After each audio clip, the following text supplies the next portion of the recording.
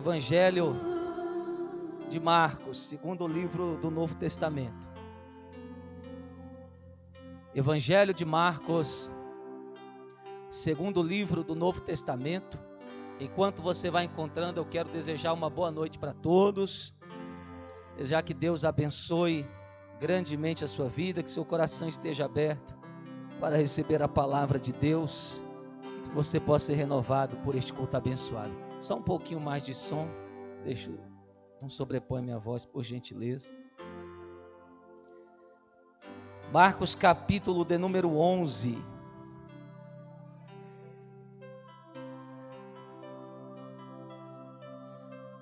Versículos... Vamos ler os versículos 23 e 24.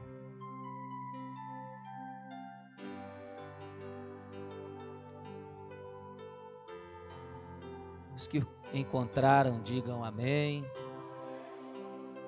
Glória a Deus.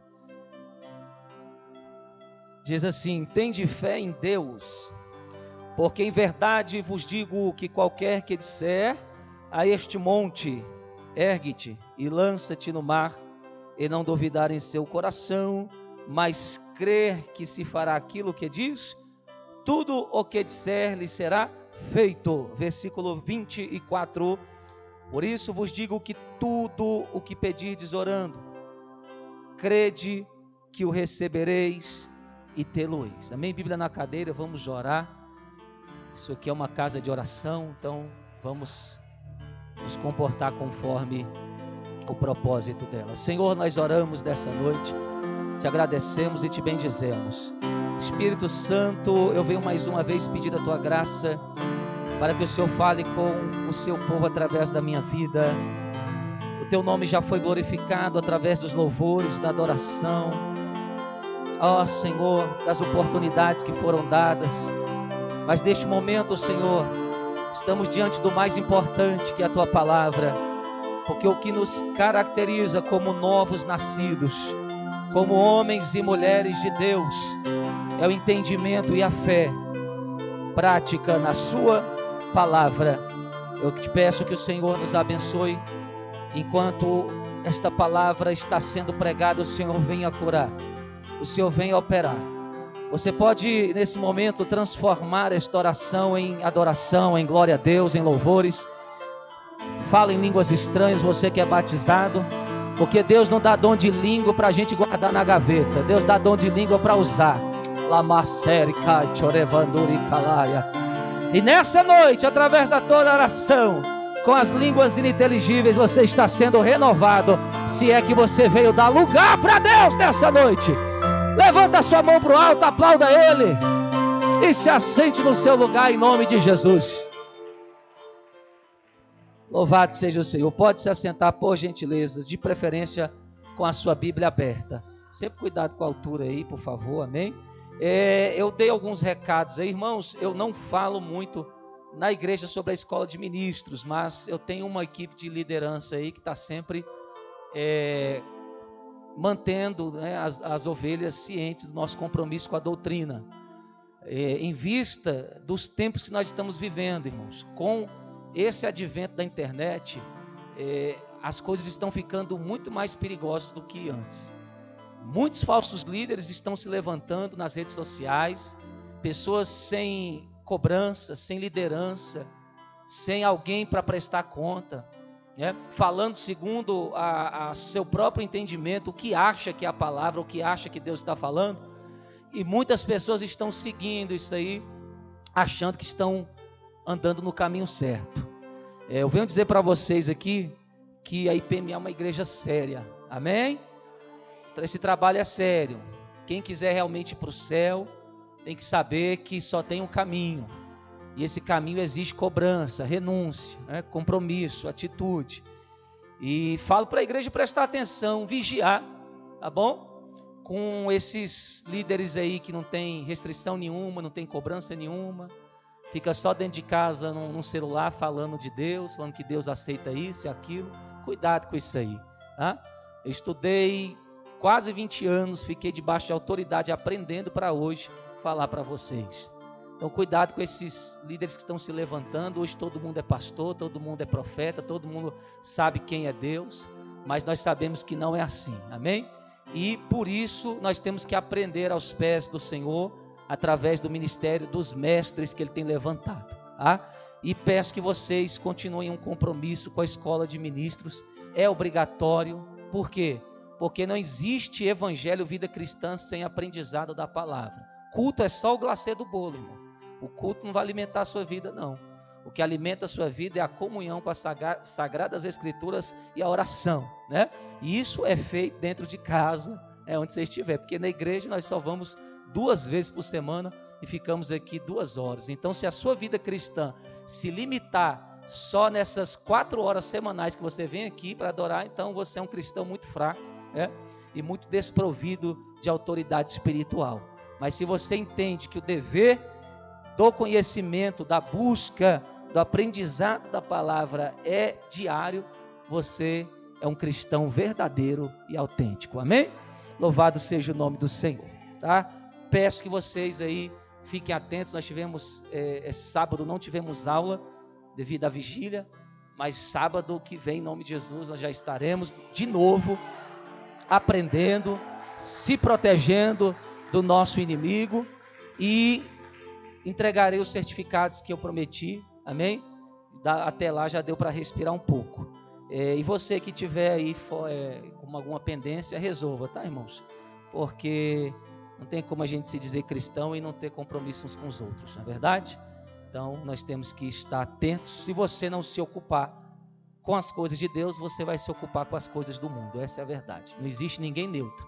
Crente que não está buscando a Deus, está buscando as coisas do mundo, não está no espírito, está na carne. Então nós temos que andar no espírito. Essa é a ordem do Senhor Jesus. Temos a ceia também, e por isso eu vou ser breve neste momento.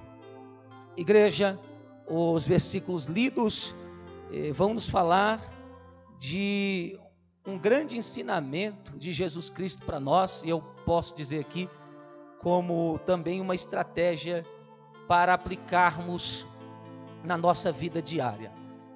Mas deixe-me falar só um pouquinho aqui antes do contexto, antes de Jesus explicar sobre a questão da fé, a questão da autoridade da palavra confessada, e de um coração confiante no que Deus promete. Ele vai amaldiçoar uma figueira. Se você for ler o versículo 12, Jesus saindo de Betânia, ele teve fome, é o que o texto nos diz. E tendo fome, ele avistou de longe, porque Jesus tinha uma boa visão, Então de longe ele já conseguia discernir o que era.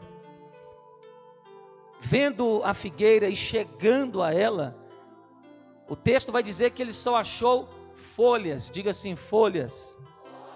E, claro, o texto vai dizer porque não era tempo de figos. Essa é a questão.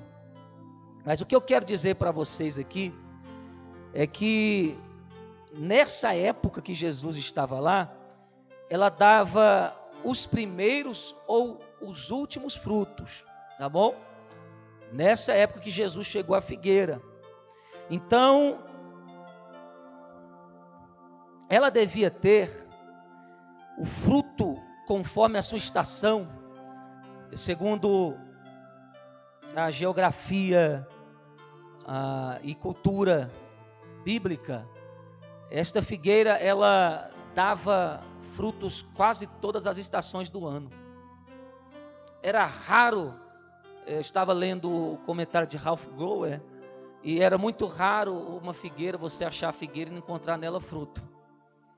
Então Jesus, sabendo disso, por ter nascido na região, e claro, sendo conhecedor da estação e do tempo ao qual ele estava procurando o fruto, ele chega, não vou dizer que ele é surpreendido, porque pelo menos a minha visão teológica a respeito de Jesus e do texto me dá a entender que Jesus tinha um propósito ao chegar àquela figueira.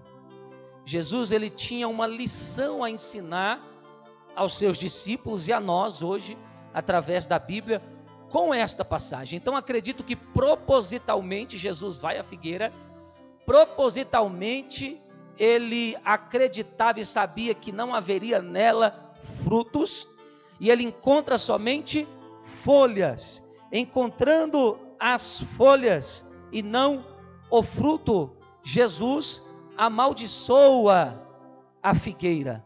Ele vai dizer bem claro, tem gente que está pregando aí, irmãos, eu sou bem sincero, irmãos, eu gosto de pregar a Bíblia, eu não fico dando volta e falando de Talmud, de Midrash, de misticismo judaico, não, irmão, porque se judeu conhecesse Bíblia, eles não tinham rejeitado Jesus, não é verdade? Então, quando eu quiser saber de Jesus, eu não vou para judaísmo, eu vou para a Bíblia, acabou, né? E o Espírito Santo usa a gente para pregar a Bíblia. Porque, irmão, se eu ficar pregando aqui livros heterodoxos, extra-bíblicos, vocês vão ficar com cara de Zé Mané olhando para mim, com a boca aberta, e o Espírito Santo que está dentro de vocês vai ficar perguntando, que hora que vai vir a comida, né? Porque o Espírito Santo vivifica a palavra que sai da boca de Deus, amém? Então, sem rodeio, dentro da Bíblia, foi assim que eu comecei meu ministério e creio que vou terminar, ainda que orientações, estudos sejam importantes, mas desde que não tirem a primazia e a preferência de que a palavra esteja em primeiro lugar. Jesus, para esta geração que diz que Jesus não envergonha, que Jesus não manda sair do pecado, que o Jesus de agora é o venha como está e fique como está, essa geração que diz que Jesus não exorta, não amaldiçoa, que amaldiçoa é o diabo, eu vou dizer na Bíblia que Jesus libera uma maldição para esta figueira, dizendo, nunca mais nasça fruto de ti. Forte é você ver que os discípulos vão chegar no outro dia e ver que a figueira secou-se imediatamente. A palavra de juízo de Jesus contra a figueira se cumpre. E por que Jesus fez isso? Diga por quê? Diga por quê? Porque a figueira é um dos símbolos do povo de Deus, de Israel. E nós, claro, segundo alguns teólogos, como novo Israel, devemos aplicar esta verdade para nós como advertência. E olha que eu vim pregar aqui de passos para a vitória, eu vim pregar aqui de caminhos para ser bem-sucedido, para conquistar milagres. Só que não existe vitória sem arrependimento. Então, até para pregar vitória na igreja, você tem que saber pregar. Porque antes de Jesus falar sobre a fé em Deus, de profetizar, e você vê acontecer o que você profetiza, ele está amaldiçoando uma geração estéril. O que Deus está nos dizendo é que ele não barganha com frequentadores de igreja, é que ele não barganha com simpatizantes do evangelho, ele não barganha com pessoas frias, indecisas. O que Deus está dizendo é que ou você é quente ou você é frio, tá? Ou você decide andar no caminho estreito, ao qual poucos gostam, mas que levam à vida eterna, ou você anda no largo, espaçoso caminho que muitos amam, mas leva à perdição. O que Deus está dizendo, figueira, símbolo do povo de Deus, a nação santa escolhida, que tinha folhas, vivendo de aparência. Muitos de nós que nos nomenclaturamos como evangélicos estamos vivendo de aparência. Se eu perguntar hoje aqui, irmão, quem leu a Bíblia hoje? Eu não tenho medo de arriscar que metade da igreja não pegou nem na Bíblia. Se eu falar, irmãos, quantas vezes você se separou para orar e buscar o poder de Deus essa semana? Tem gente que vai falar, vixe, pastor. Se for sincero, vixe, pastor, complicado, né? Não, complicado é você aceitar Jesus e viver desse jeito. Isso que é complicado. Porque Jesus não está alisando ninguém aqui. Ele está dizendo, uma geração que tem só folha, aparência, mas não tem fruto, está debaixo de maldição. Eu não chamo para você vir só bonitinho, ainda que nós temos que nos arrumar para esta festa chamada culto. Deus não falou que você tem que ficar frequentando igreja, com uma vida vazia, com a aparência de que você é cristão. A igreja pentecostal, quando começou, segundo alguns estudiosos, ela ganhava 100 a 300 almas por semana. E agora a igreja pentecostal ganha uma alma a cada 100, 300 meses. Isso é sinal de que alguma coisa está errada. Jesus está querendo consertar uma situação para poder abençoar. Você já viu aquelas pessoas que querem a bênção de Deus, mas não fazem por onde? Para vir para a igreja é arrastado. Para buscar a Deus tem que ser debaixo de cobrança, de briga. Para orar tem que trovejar, acontecer milhões de interferências de anjos para que a pessoa se arrependa de uma vida morta. Irmãos, sai um pouquinho do WhatsApp, do Facebook, do TikTok, dessa vida sem sentido, de ficar trabalhando para comer. Nem só de pão vive o homem. O que adianta você estar com a barriga cheia, mas dentro ser um zumbi, sem essência, sem conteúdo, sem vida, sem brilho, sem nada a oferecer a este mundo que está em trevas? Porque se o mundo é trevas, é porque Deus planejou que a igreja fosse luz. Não que a igreja ficasse perdida nas trevas, mas que fosse a luz que iluminasse nessas trevas. E Jesus continua desejando esta verdade para nós. A cobrança não é do pastor, a cobrança é do alto. Então, quando a gente se examina e vê que estamos somente aparentando folhas verdes, sem nenhum fruto, uma palavra de juízo estará próxima a nós. Você acha que o que está acontecendo no Brasil, esses governantes corruptos, que criam leis inconstitucionais, que enquanto eles estão criando as leis inconstitucionais para te prejudicar, eles estão ganhando milhões na conta. Cada lockdown é milhões, cada pessoa testificada com Covid são milhões. Por quê? Porque eles quebram o país e vendem o país para os estrangeiros. Então, tudo isso que acontece é uma maldição de uma igreja que está vivendo de aparência. Porque se a gente orasse mais, irmãos, e preocupássemos menos com as coisas desta terra, a nossa vida estaria melhor. A nossa política estaria menor. Provérbios 29, 2. Quando o justo governa, o povo se alegra, mas quando o ímpio governa, o povo geme. E quer que eu resuma a política na Bíblia? Eu resumo. Toda vez que Deus não se agrada de uma nação, Ele coloca políticos ruins para governá-la. Então, quando Deus coloca um ditador para atrapalhar todo o governo, que é pró-democrático, pró-família, pró-valores, você tem que entender, Deus está com raiva do povo. E dentro do povo, a igreja é que tem maior responsabilidade. Eu falei que eu ia pregar a Bíblia aqui hoje, né? Na hora que eu falei, dava tempo de ir embora, assistir a Netflix, ficar nessa vida vazia, trabalhar, ganhar um dinheiro. Mas se querem ouvir a verdade e amam a verdade, você está no lugar certo, né? São filhos da luz e estão no lugar certo, porque o Pai das luzes está aqui para nos abençoar com a verdade que liberta.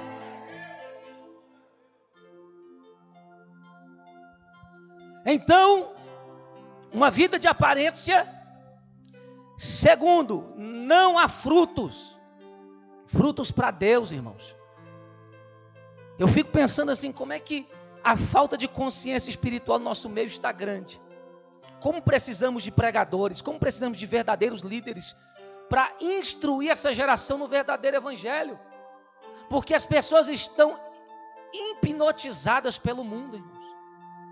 Como é que eu vou para um céu que eu não construo nada na terra para chegar até ele?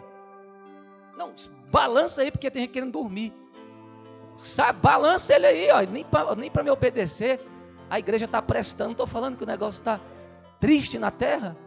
Ah, mas se tivesse um jogo de futebol, tu estava gritando até ficar rouco.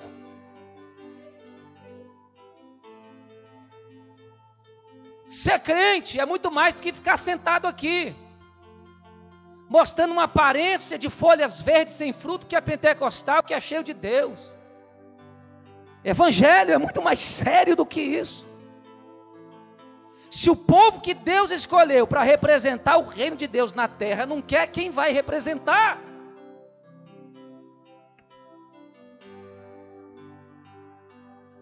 A gente só vem para a igreja para pedir cargo, dinheiro, porta de emprego, saúde. Que evangelho medíocre é esse que nos ensinaram? Se você for num país de primeiro mundo e chegar para uma pessoa, vem para a minha igreja que Deus vai te dar um carro, ela vai te envergonhar. Ela vai dizer, você está me chamando para ir para a igreja porque Deus vai me dar um carro, um casamento. Sabe o que eles vão dizer? Eles vão assim, toma vergonha na sua cara. Se eu quiser um carro, um casamento ou dinheiro, eu trabalho, porque o homem vive do suor do seu rosto.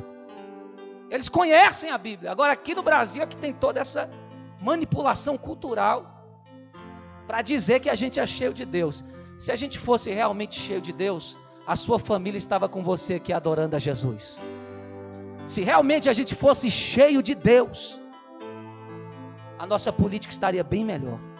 A nossa situação social, porque a gente sai na rua, cada 100 metros nós vemos um mendigo, uma pessoa viciada em drogas, outra se prostituindo.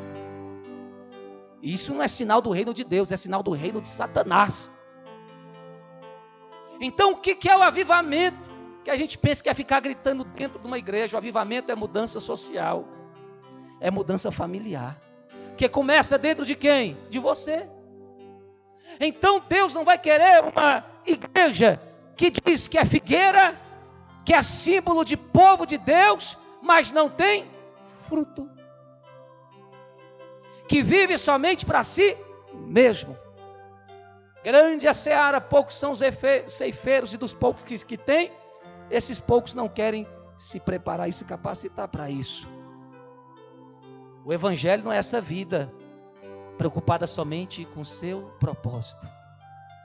É medíocre você aceitar Jesus e ficar todo dia preocupado com amanhã, com comida e com vestimento.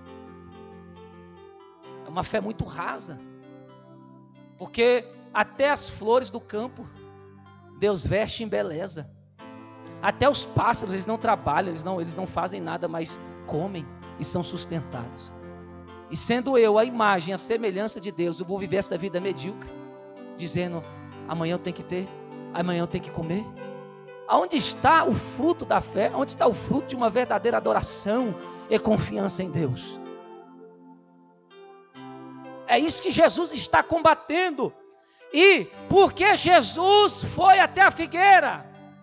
Primeiro, porque Jesus estava com fome. E sabe um fruto que a figueira tem, que alimenta Jesus? Adoração. Sabe qual outro fruto que a figueira tem, que alimenta Jesus? Santificação. Sabe qual é outro fruto que a figueira tem e alimenta a fome de Jesus? Pregar o evangelho e ganhar almas. Aleluia. Sabe qual outro fruto que a figueira tem e alimenta Jesus? Sabe qual é? A fé genuína no Deus Todo-Poderoso. O ruim é quando Jesus vai e não vê nada disso. Nada disso. A maldição é lançada.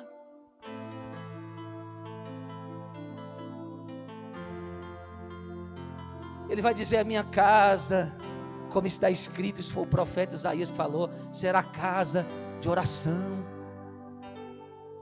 A gente chega aqui, irmão, com a cabeça, não sabe nem aonde. Comeu tanta besteira, tanta coisa natural da terra, que chega na casa de oração, a cabeça tá, sabe lá onde, irmãos, sabe lá onde. Tem lugar que você sente que o Espírito Santo já arrebatou a igreja e você ficou. Eu fiquei um tempo sem sair, e eu não achei ruim não, dei glória a Deus, porque tem lugar que você vai pregar, irmãos, o mais que você só ouve sua voz, sua respiração e o coração. Não ouve mais nada. É a geração de zumbi. O Walking Dead não é mais série não, é realidade. E dentro das igrejas mesmo. É a geração que não tem sentimento por Jesus, não derrama lágrimas, não chora, não ri na presença. Ri diante do tudo, ri diante de piada, ri diante do mundo, ri diante dos amigos, chora assistindo um filme de romance. Mas quando se relaciona com Jesus, é uma parede fria, insensível, é um ciborgue, né? Vem como o exterminador do futuro. E quando acaba o culto ainda diz: I'll be back, eu voltarei. O sangue de Jesus tem poder na vida desta igreja. Porque se for para continuar assim, que Jesus me leve, me tire desse lugar, porque eu não vivo sem adoração, eu não vivo sem dar a meu Jesus aquilo que mata a fome dele. Eu quero ser uma figueira frutífera, e convido os loucos, os malucos, aqueles que são chamados de beatos, seja o que for, que venham comigo desfrutar da verdadeira vida e adoração que está em Cristo Jesus. Tem adoração nesta casa hoje. Levanta a tua mão e exalta Ele.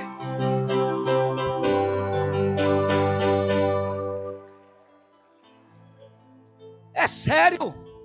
Se for para congregar numa igreja assim, eu prefiro pregar no cemitério. Acho que pelo menos lá tem mais adrenalina, porque você tem a sensação de ver algum espírito desencarnado voando. Irmãos, a mortidão da vaidade, da aparência está visível no nosso meio. Se Jesus perguntar aqui, escolher alguém aqui do meio e falar assim: ei, o que você fez para o reino de Deus essa semana? Ele vai ficar calado. E não é porque está visitando a igreja pela primeira vez, não. Isso é crente que já tem meses, anos de cristão. Jesus está perguntando: cadê o fruto? Nem dom leva para o céu, irmãos. É o fruto que Deus deseja. Jesus queria fruto. Só achou aparência. Sepulcros caiados. Sabe o que é sepulcro caiado? É aquela ornamentação que tem no cemitério de mármore, de ouro, de prata, aquela coisa mais linda. São milhões ali que são lançados para fazer aquele sepulcro, aquela obra de arte. Só que dentro dessa aparência toda está um defunto fedendo, irmão. Foi isso que Paulo chamou o sacerdote quando bateu da cara dele. Parede branqueada, tinha aparência de autoridade, mas por dentro não tinha nenhuma autoridade de Deus mais nele. Então a gente vai ficar deixando Satanás tirar Deus da gente, tirar a condição de fazermos a única coisa que Ele nos chamou para fazer: frutificar. Estão tirando Deus da gente, a gente não está vendo. Estão dando deuses para a gente está aceitando isso. Eu vi uma propaganda no YouTube, eu não sei se foi do Kiwai, tem um Kiwai também, não é só o TikTok não, tem um Kiwai, né? É isso? Kawaii?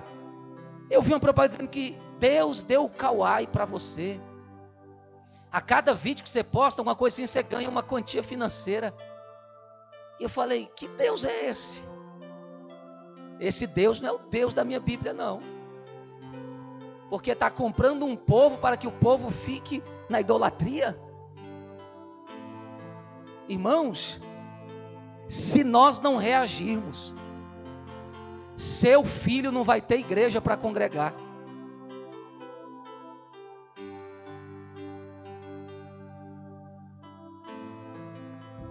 Há um juízo e uma maldição nessa nação. E não adianta a gente chorar não, porque é Deus que está permitindo.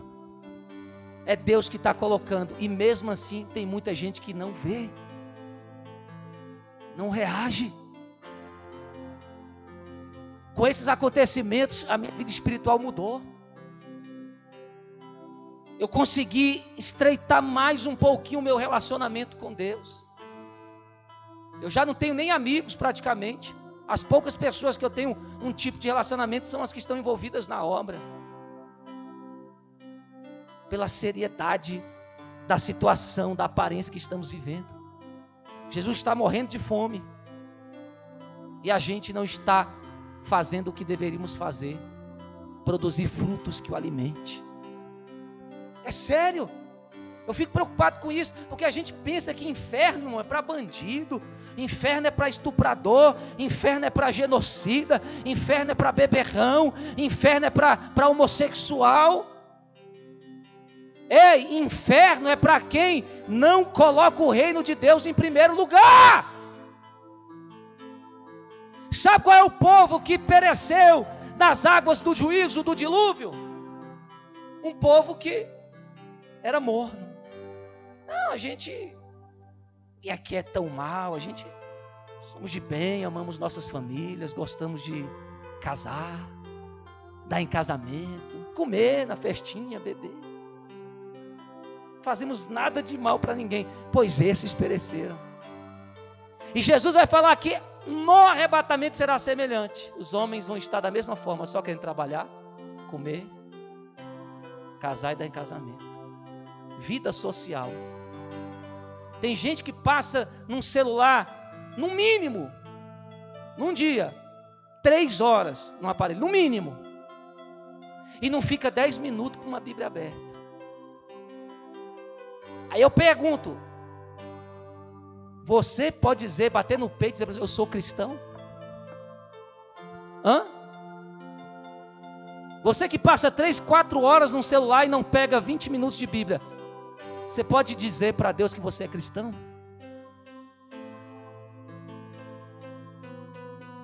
Você acha que entrar aqui vai mudar a opinião de Deus ao meu e seu respeito?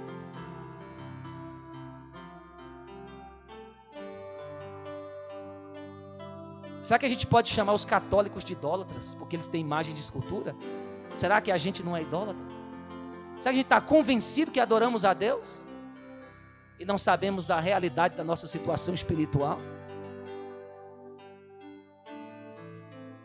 Se eu der o microfone para você aqui, tiver uma alma precisando de aceitar Jesus, você consegue convencê-la no poder do Espírito Santo? Ou ela vai para o inferno porque nem o Espírito você tem mais?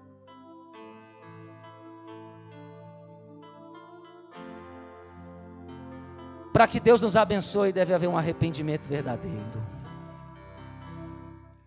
Banalizaram as coisas, hoje qualquer um toma ceia. A pessoa vive a vida toda longe de Deus, fazendo sabe lá o quê. Chega no domingo e pega, porque batizou nas águas, pega a ceia. Não sabe nem qual é o sentido daquilo que ele está fazendo no momento. Irmãos, deixa eu te falar uma coisa, quando eu era novo, na nossa época não tinha internet. Então, para as nossas mães nos proteger, elas falavam assim, não vai para a rua, sai da esquina, não entre em bar, não anda com um cara mal encarado, te trancava dentro de casa para que o mundo não te destruísse. E a sua mãe e seu pai não precisavam de ser crentes para isso. Eu sei que a galera do meu tempo teve uma criação assim. Tinha que trancar dentro de casa porque a rua estragava você, o mundo. Só que o diabo, vendo que essa estratégia estava difícil de ser realizada, ele pegou-se, apoderou-se da internet, dos meios de comunicação. Então, para você se prostituir, ser um idólatra, você não precisa mais sair para a rua. Dentro do seu quarto, com o aparelho celular, você fica no mundo, tendo acesso ao pecado, à pornografia, à vaidade, à cobiça dos olhos, à ilusão do mundo. Ah, minha mãe puxava minha orelha que eu ficava tentando os macumbeiros da rua, pedindo estrelinha de macumba, porque o meu amigo me xingou, e os macumbeiros iam lá brigar comigo. Você toma jeito de seu filho, senão vamos fazer um trabalho para ele, que esse menino é uma peste. Aí a mãe da gente, não vai para esses lugares. Hoje você entra numa religião falsa, seja satanismo, Wicca, pela internet. Filhos são recrutados dentro de casa, são aliciados a se suicidar, a se mutilar, na cara dos pais. Marcam encontros para motéis e hotéis na cara dos pais. Então a gente não sabe lidar com os meios de comunicação. A gente troca Deus por isso. Eu vou te falar uma coisa, Jesus disse que só quem perseverar até o fim será salvo. Eu posso te dar uma mensagem, mas eu não posso te salvar. Eu não posso garantir porque você gosta de mim e simpatiza com a IPMA que você vai estar lá em cima, eu não posso. O que eu posso é pregar a verdade. É dizer que os dias são maus, que nos últimos tempos levantariam homens cruéis, sem amor, pessoas que levantariam doutores para si, que pregassem aquilo que satisfariam o ego dela, a onda de gente buscando alta ajuda dentro da igreja e não dobra o joelho para orar. Irmãos, eu vejo essas coisas, eu fico estarrecido e dizendo: abre os olhos desse povo. Será que a ovelha tem que ser tão cega assim, Jesus? Eu estava lendo uma ajuda lá, e um artigo de um coach, e ele usando a psicologia dentro do âmbito cristão, e ele falava bem assim: um dos passos para a cura, para a melhoria interna, a melhoria social, é falar o menos possível. Eu falei: que Satanás é esse? Porque eu leio a Bíblia lá em Atos, e o Espírito Santo toma a boca do profeta e diz: falai todas as palavras desta vida. Aí eu vejo o coach dizendo: você não pode ficar em situações de sofrimento, você tem que ter uma vida totalmente resguardada, protegida. Aí eu leio o Evangelho e diz assim, que o Filho de Deus aprendeu a obediência pelo sofrimento. Você vê que os valores são antagônicos. Você vê que a visão é outra, uma é terrena, a outra é do céu, uma é egocêntrica, humanista, a outra é teocêntrica, onde Deus está no centro. E a gente não sabe mais discernir o que a gente quer.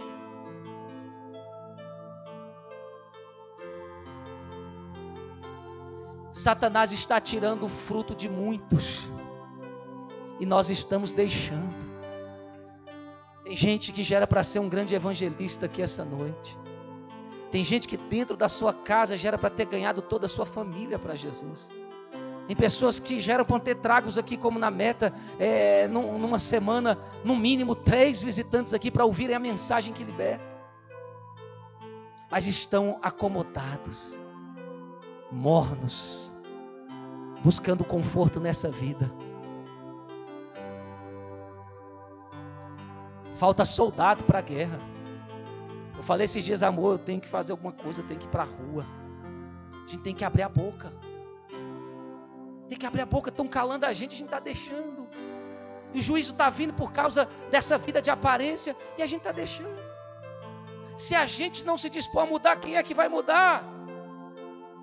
Se você que conhece a Bíblia não se dispor a mudar o mundo, quem é que vai? É um sono profundo, são as Cinderelas de Jesus, as belas adormecidas, e não querem despertar, porque querem o conforto do mundo. Não, eu quero ter meu celularzinho, meu iPhone, e ficar o dia inteiro em redes sociais. Quer ter meu dinheirinho para curtir. Vai com dinheirinho, com iPhone, com Android, com tudo para o inferno. Porque a geração de verdadeiros cristãos sabem que não são daqui. Tem gente que está muito preso aqui, não entendeu o sentido do Evangelho, está muito preso aqui. Jesus não gosta de ninguém apegado, sabe? Ele é ciumento, ele exige mesmo, ele quer uma igreja que seja desprendida, que para ela seja assim, ou tudo ou nada, ou vai ou racha, ou Deus me enche do poder e me usa, e manifesta a glória dele na minha vida, ou então me mata.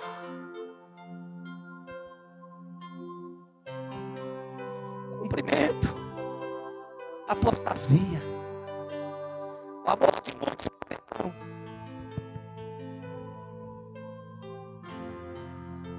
aumentará a iniquidade. Baixa um pouquinho o fundo, está muito alto. E a gente está deixando isso ser normal. Me dá um pouquinho de som.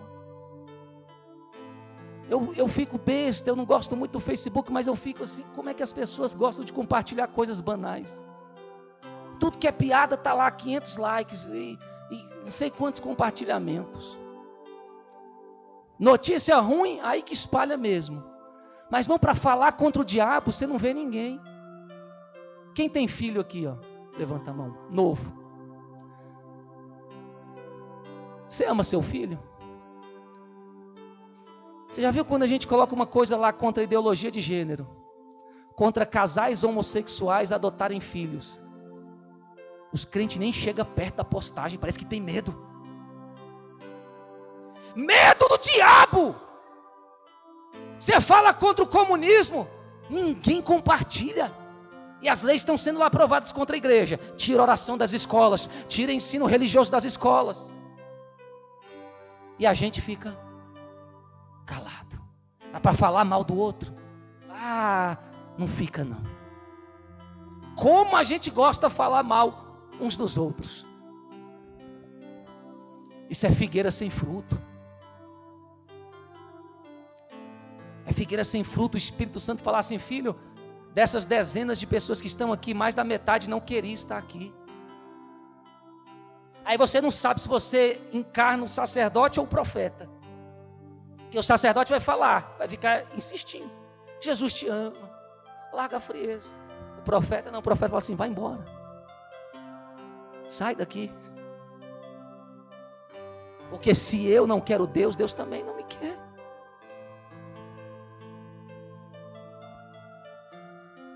E a palavra que eu prego aqui, irmãos, a mesma que salva é a mesma que condena. Virou cultural ser evangélico. Vim para a igreja, ouvir e não obedecer. É cultural. Ouvir e não mudar. Figueira estéril. Quando há arrependimento, e arrependimento é visível com fruto. Arrependimento, aleluia, é visível com fruto. Dá para contar nos dedos quem produz fruto para o reino. Quando há arrependimento, entra o que eu estou pregando aqui, o que eu li aqui. 3 coisas, e a quarta é a manifestação de Deus. 3 atitudes nossas, a quarta é de Deus. 3 ações nossas, a quarta é de Deus. Irmão, hoje é ceia, tem gente alisando criança, coçando o cabelo, abrindo a boca, roendo unha. Que feio, que feio. Eu estou com saudade da igreja antiga. Igreja que tinha temor. Dá para perceber o desprezo, sabe? Na cara das pessoas com o evangelho. Dá para perceber.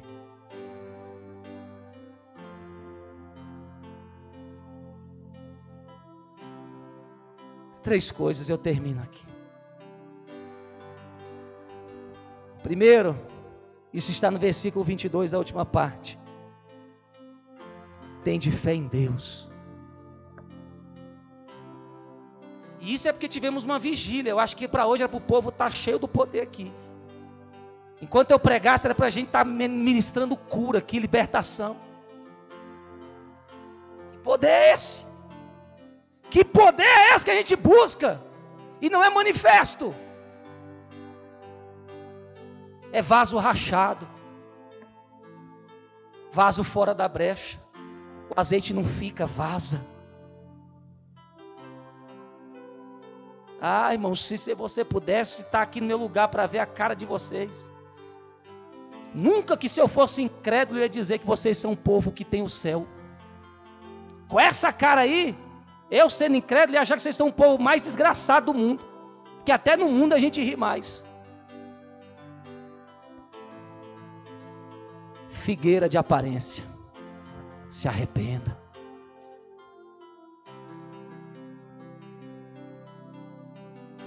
Jesus detesta a hipocrisia. Hipocrisia vem da palavra grega hipócrates, que era um termo usado para teatro, onde as pessoas encenavam um personagem que não fazia parte da vida real. Assim é o evangelho de muitos. Uma hipocrisia. Um personagem que não existe.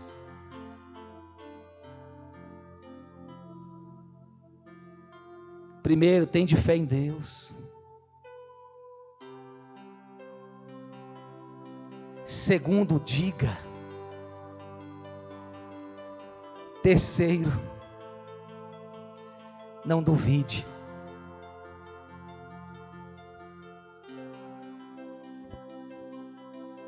Diga comigo, tende fé em Deus. Não, mas pelo amor de Deus, não teve culto ontem aqui, não teve nada, o povo ficou só à toa. Nem para abrir a boca. Ô, raça ruim é essa? Tende fé em Deus. Diga. Ali, não duvide. Se você usar essas três coisas depois de um arrependimento verdadeiro, Deus fala que tudo que você profetizar será feito.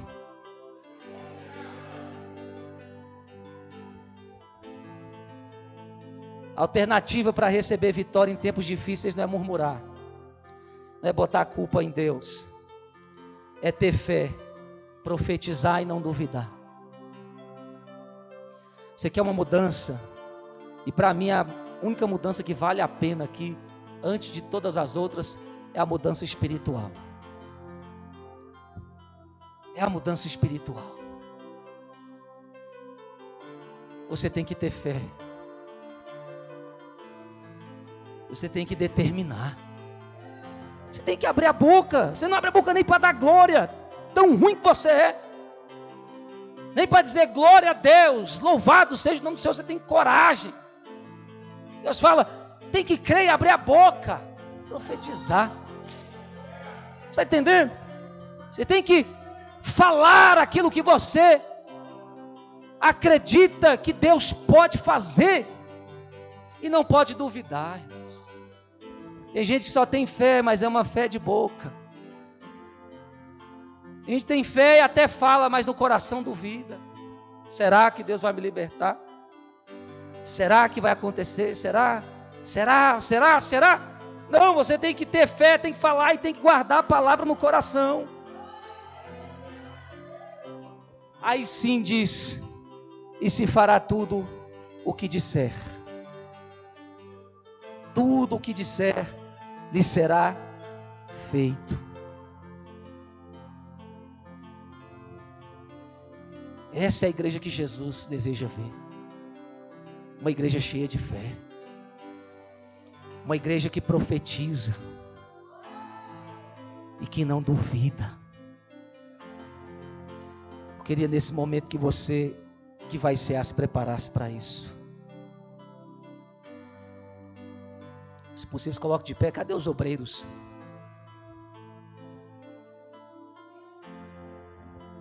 Mesa é símbolo de comunhão. Não se toma do sangue, do vinho, quem só lembra de Jesus no culto do domingo, não.